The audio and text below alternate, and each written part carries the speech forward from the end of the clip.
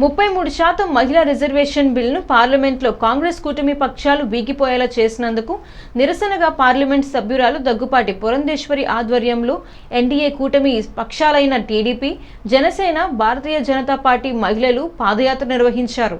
MP దగ్గుబాటితో పాటు ఎమ్మెల్యేలు, నాయకులు, పార్టీ కార్యకర్తలతో కలిసి పుష్కర్ ఘాట్ వద్ద నుంచి మెయిన్ రోడ్డు మీదుగా కోటిపల్లి బస్టాండ్ వరకు భారీ పాదయాత్రను నిర్వహించారు.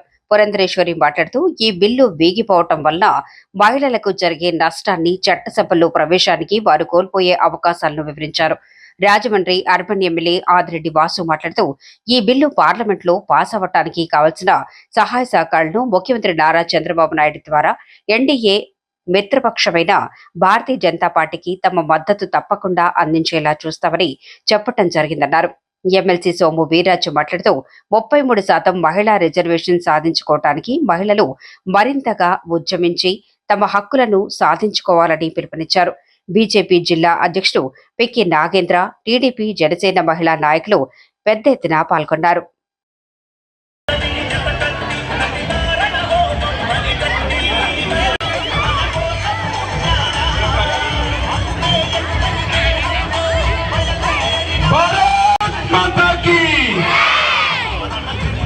మీకు అండగా మేమున్నాం.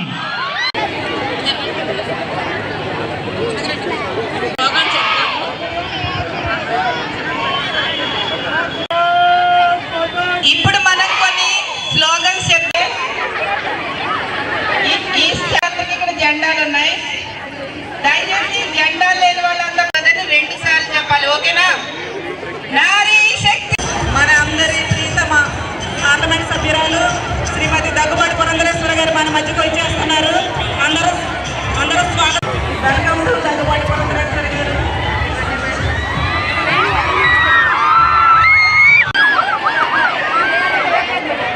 మన ప్రీతమ పార్లమెంట్ సభ్యురాలు ఎమ్మెల్సీ సోము వీర్రాజు గారు కూడా ఒక 2 నిమిషాలు.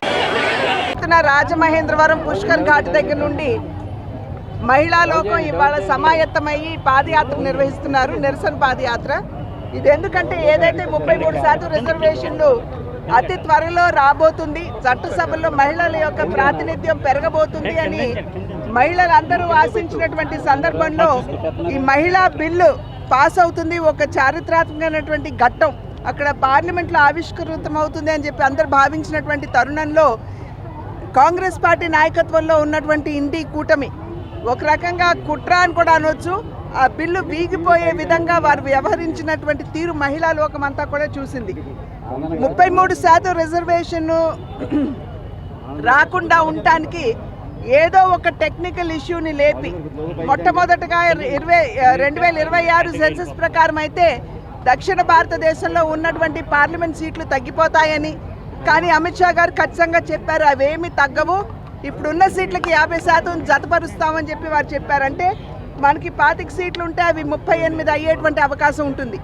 కానీ పార్లమెంట్లో ఈరోజు ఆ బిల్లు వీగిపోయినటువంటి సందర్భంలో మనకున్నటువంటి 25 పార్లమెంట్ సీట్లు ఇవాళ 20 సీట్లకి కుదించుకుపోయేటువంటి అవకాశం ఇవాళ మన రాష్ట్రంలో ఉంది. ఇది చాలా బాధాకరమైనటువంటి విషయం. రెండవది, ఓబీసీ రిజర్వేషన్ లేదు అని చెప్పి వాళ్ళు ఒక అంశాన్ని లేవనెత్తారు.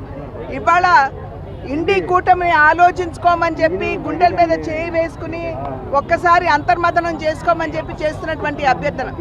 సీతారాం కేసరి గారు వారు కాంగ్రెస్ పార్టీ జాతీయ అధ్యక్షులుగా ఉన్నటువంటి సందర్భంలో వారి టైం కంప్లీట్ కాకుండానే వారిని దించేసి వారిని అవమానపరుస్తూ మరి సోనియా గాంధీ గారిని కాంగ్రెస్ పార్టీ అధ్యక్షురాలిని చేసుకోవడం జరిగింది.